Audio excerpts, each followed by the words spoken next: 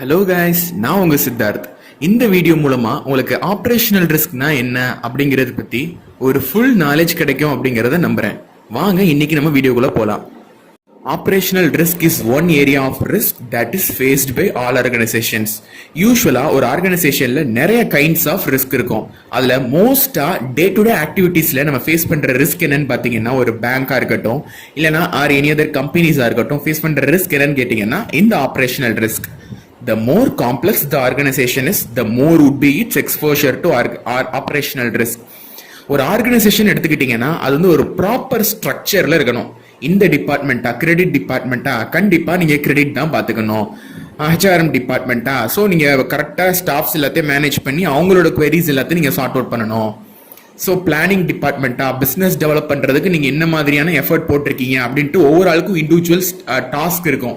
அந்த proper structure இல்லை அப்படின்னு இருந்துச்சுன்னா, ஒரு ஆர்கனைசேஷனில் ஒரு ப்ராப்பரான ஒரு பிளானிங் அப்படிங்கிறது இல்லைன்னா கண்டிப்பாக இந்த ஆப்ரேஷனல் ரிஸ்க் ஏற்படுறதுக்கு நிறையாவே வாய்ப்பு இருக்கு.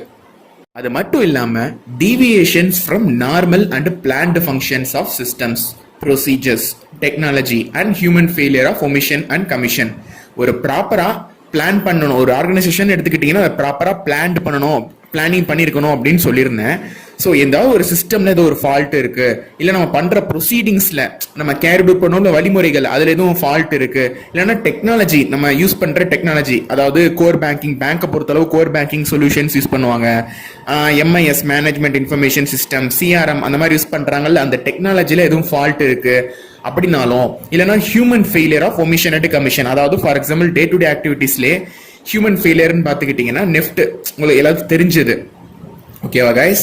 நெஃப்ட் பண்ணும்போது பார்த்தீங்கன்னா அதாவது ஒரு நம்பரை சேஞ்ச் பண்ணி அனுப்பி விட்டுறது. ஸோ இதெல்லாம் பார்த்தீங்கன்னா human failure of omission and commission. So இந்த மாதிரி டெக்னாலஜிக்கல் ரீதியாக ஏற்படுற ஃபால்ட்னாலும் சரி, ஹியூமன்ஸ் ரீதியாக அதாவது மேனுவலாக இன்டர்னலாக ஒர்க் பண்ணுற எம்ப்ளாயீஸோட failure or omission or commission அந்த மாதிரி விஷயங்களா இருந்தாலும் சரி, எல்லாமே இந்த ஆப்ரேஷனல் ரிஸ்க் கேட்டகரியில கீழ தான் கைஸ் வரும். So guys, results of deviation from normal functioning are reflected in the revenue of the organization. So guys, நான் மேல சொல்லியிருந்தேன்ல, ஒரு ஆர்கனைசேஷனுடைய ஸ்ட்ரக்சர் அப்படிங்கிறது ப்ராப்பரா இல்லாம இருக்கலாம், ஒரு பிளானிங் அப்படிங்கிறது ப்ராப்பரா இல்லாம இருக்கலாம், இல்லைன்னா அங்க ஒர்க் பண்ற எம்ப்ளாயிஸ் மேக் பண்ற மிஸ்டேக்ஸா இருக்கலாம், இல்லைன்னா அவங்க யூஸ் பண்ற டெக்னாலஜிஸ் லைக் சிஆர்எம் இல்லைன்னா கோர் பேங்கிங் சொல்யூஷன் அந்த மாதிரி விஷயங்கள்ல ஏதோ ப்ராப்ளம் இருந்துச்சுன்னா இது எல்லாமே ஆர்கனைசேஷனுடைய ரெவென்யூ அஃபெக்ட் பண்றதுக்கு ரொம்பவே பாசிபிலிட்டிஸ் இருக்கு. ஸோ கைஸ், ஆப்ரேஷனல் ரிஸ்க் அப்படிங்கிறது ஒரு சீரியஸான இஷ்யூ. அதனால வந்து ஆப்ரேஷனல் ரிஸ்க் அப்படிங்கிறது ஒரு சீரியஸான இஷ்யூ தான் guys. So Basel committee operational ரிஸ்கை எப்படி டிஃபைன் பண்றாங்க அப்படிங்கிறத பார்ப்போம். The risk of loss resulting from inadequate or failed internal process. So நம்ம தேவைப்படுற ஒரு விஷயங்கள், ஒரு ஆர்கனைசேஷனுக்கு தேவைப்படுற விஷயங்கள் inadequate-ஆ இருக்கு, இல்லைன்னா ஃபெயில்டு இன்டர்னல் ப்ராசஸ், ப்ராப்பரா பண்ண வேண்டிய விஷயங்கள் ப்ராப்பரா பண்ணல, whether it is made by ஒரு பீப்புளா இருக்கலாம், இல்லைன்னா சிஸ்டம்ஸா இருக்கலாம், ஆர் ஃப்ரம் எக்ஸ்டர்னல் ஈவெண்ட்ஸா இருக்கலாம். ஸோ இது எல்லாமே பார்த்தீங்கன்னா ஆப்ரேஷனல் ரிஸ்க் அப்படின்னு சொல்றாங்க. Critically of operational risk has been recognized in Basel II, which requires specific capital allocation accounting for operational risk. வேற ஒண்ணுமே இல்ல கைஸ், பேசல் 2ல ஆப்ரேஷனல் ரிஸ்க் அப்படின்ட்டுனே ஒரு செப்பரேட்டா ஒரு ரிஸ்க் வெயிட்டட் அசெட் அப்படிங்கறத எடுத்து வைப்பாங்க. டோட்டலா capital to risk weighted asset ratio for Basel 2 பாத்தீங்கன்னா 9%. அந்த 9%ல 2%ஓ இல்லைன்னா 1.75%ஓ இந்த ஆப்ரேஷனல் ரிஸ்க்கு எடுத்து வைப்பாங்க அப்படிங்கறத மென்ஷன் பண்றாங்க. It is present everywhere in an organization. இந்த ஆப்ரேஷனல் ரிஸ்க் அப்படிங்கிறது எல்லா ஆர்கனைசேஷன்ல இருக்கிற எல்லா பங்குகள்லையும் செதறி கிடக்கு. ஸோ கண்டிப்பா ஆப்ரேஷனல் ரிஸ்க் அப்படின்றதுக்கு ஒரு செப்பரேட்டான ஒரு பெர்சன்டேஜ் எடுத்து வைக்கணும் capital to risk weighted asset ரேஷியோல அப்படின்றத பேசல் 2 டிஃபைன் பண்ணிருப்பாங்க. ஸோ இது மட்டும் இல்லாம Basel 2 2 paper for operational risk release பண்றாங்க. ஒன்னு பாத்தீங்கன்னா second consultative paper of Basel 2, இன்னொன்னு பாத்தீங்கன்னா third consultative paper for Basel 2 அப்படின்ட்டு 2 பேப்பர் ரிலீஸ் பண்றாங்க. ஸோ இந்த second consultative paper of Basel 2 என்ன சஜஸ்ட் பண்றாங்க அப்படின்னு பாத்தீங்கன்னா, classification of operational risk based on causes and effects அப்படிங்கறத டிஃபைன் பண்றாங்க. காசஸ் அண்ட் எஃபெக்ட்ஸ் அப்படிங்கறத டிஃபைன் பண்றாங்க. According to Basel 2, classifications based on causes and effects are listed below. First cause based என்னென்ன, effects based என்னென்ன அப்படிங்கிறத பார்ப்போம். Cos பேஸ்டுன்னு பார்த்தீங்கன்னா ரெண்டு விஷயங்கள் நான் வச்சுக்கோங்க கைஸ். ஒன்று டெக்னாலஜி ரிலேட்டடாக வரும், இன்னொன்னு பீப்புள் ரிலேட்டடா வரும். இது எல்லாமே காஸ்ட் பேஸ்ட்ல வரும். எஃபெக்ட் பேஸ்ட் அப்படின்னு என்ன கேட்டீங்கன்னா லீகல் லயபிலிட்டி, ரெகுலேட்டரி கம்ப்ளைண்ட்ஸ், அதாவது ஒரு பேங்க் செய்ய வேண்டிய விஷயங்களை செய்யாம நெக்லிஜேட் பண்றதுனால ஏற்பட்ட ரிஸ்கையும் பாத்தீங்கன்னா இந்த ஆபரேஷனல் ரிஸ்க் அப்படின்னு தான் சொல்லுவாங்க.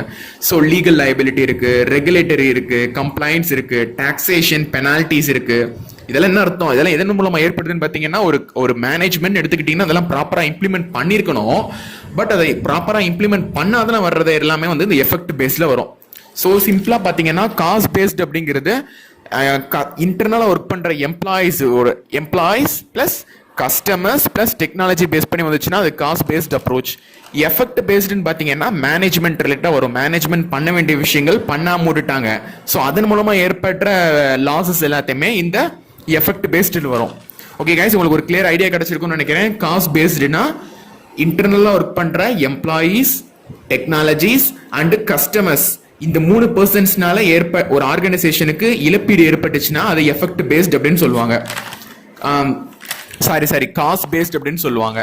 எஃபெக்ட் பேஸ்டுன்னு பாத்தீங்கன்னா ஒரு மேனேஜ்மெண்ட் ப்ராப்பரா பண்ண வேண்டிய விஷயங்களை பண்ணாம விட்டதுனால ஒரு ஆர்கனைசேஷனுக்கு ஏற்பட்ட இழப்பீடுகள் எல்லாத்தையுமே இந்த எஃபெக்ட் பேஸ்ட் அப்படின்னு சொல்லுவாங்க. ஸோ இது மட்டும் இல்லாம கைஸ், 3rd கன்சல்டேட்டிவ் பேப்பர் அப்படிங்கிறதே ரிலீஸ் பண்ணியிருக்காங்க. இது ஃபுல்லும் பாத்தீங்கன்னா event based classification. So event பேஸ்ட்னா ஒரு விஷயங்கள் நடக்குது, அந்த நடத்தையின் மூலமா என்னென்ன ஆபரேஷனல் ரிஸ்க்லாம் ஏற்படுது அப்படிங்கறத சொல்றது தான் இந்த ஈவெண்ட் பேஸ்ட் அப்படின்னு சொல்லுவாங்க. அதாவது இன்டர்னல் ஃப்ராடு, அதாவது எம்ப்ளாயியால ஆர்கனைசேஷனுக்கு ஏதோ ஃப்ராட் ஏற்பட்டு அதன் மூலமா வந்து ஆர்கனைசேஷனுக்கு இழப்பீடு ஏற்பட்டுச்சுன்னா அதை ஈவெண்ட் பேஸ்ட் அப்படின்னு சொல்லுவாங்க. ஸோ எக்ஸ்டர்னல் ஃப்ராடு, கஸ்டமர் வர்றாரு, கஸ்டமர் வந்து லோன் கேட்கிறாரு, ஃபேக்கான டாக்குமெண்ட், ஷெல் கம்பெனிஸ் டாக்குமெண்ட்ஸ்லாம் கொடுத்து லோன் வாங்குறாருன்னா அது எக்ஸ்டர்னல் ஃப்ராடு. அதன் மூலமா ஒரு ஆர்கனைசேஷனுக்கு இழப்பீடு ஏற்பட்டுச்சுன்னா அது ஈவெண்ட் பேஸ்டு. அப்புறம் employee practices on work place safety. Work place நீங்க எந்த மாதிரி இடத்துல நீங்க உங்க பேங்கை லொகேட் பண்ணிருக்கீங்க, அதுல என்ன மாதிரி எல்லாம் வந்து work place safety measures implement பண்ணிருக்கீங்க, பண்ணாம விட்டதுனால ஏற்பட்ட விளைவுகள். ஸோ இதெல்லாமே ஈவெண்ட் பேஸ்ட்ல வரும். அப்புறம் damage to physical assets, clients products and business practices, business disruption, execution, delivery and process management. அதாவது பிசினஸ் டிஸ்ரப்ஷன் மீன்ஸ் இடையூறுகள், பிசினஸ்க்காக ஏற்பட்ட இடையூறுகள். இதெல்லாமே பாத்தீங்கன்னா இந்த ஈவெண்ட் பேஸ்ட்ல வரும் கைஸ். ஓகே கைஸ், இன்னைக்கு உங்களுக்கு ஆபரேஷனல் ரிஸ்க்கை பத்தி ஒரு குட் ஐடியா அண்ட் கிளாரிட்டி கிடைச்சிருக்கும்னு நினைக்கிறேன். ஸோ இதே மாதிரி வேற ஒரு இன்ட்ரெஸ்டிங் வீடியோ சீரிஸ்ல நான் உங்களை சந்திக்கிறேன் guys. Until then, it's bye from Siddharth. Thank you.